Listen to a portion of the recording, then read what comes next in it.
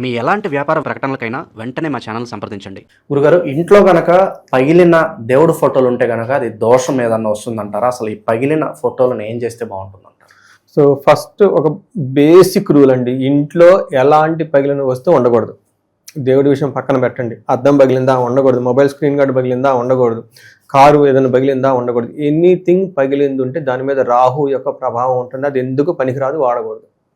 మనకి తిరుపతిలో కూడాను కింద గోవిందరాజ స్వామి ఉంటారు. ఆయనకి యాక్చువల్గా ప్లాన్ చేసిన విగ్రహం వేరు, అది ఏదో కారణం వల్ల అది ముక్కు ఏదో పోయిందని చెప్పేసి అది పెద్ద విగ్రహాన్ని పక్కన పెట్టేస్తారు.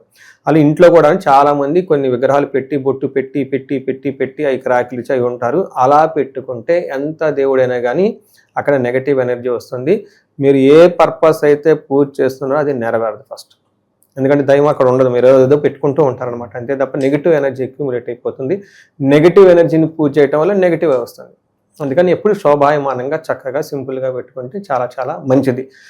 ఎవరికైనా ఉంటే తక్షణమే వాటిని ఇమ్మీడియట్గా నిమజ్జనం చేసేయాలి, ఉద్వాసన చేస్తే కలిసి వస్తుంది. చూడండి, ఫైనల్గా మనకి ఏం కావాలంటే గ్రోత్ ఉండాలి, అభివృద్ధి ఉండాలి, అంతే కదా. చిన్నది పెట్టుకొని చక్కగా చేసుకుంటే బాగుంటుందండి.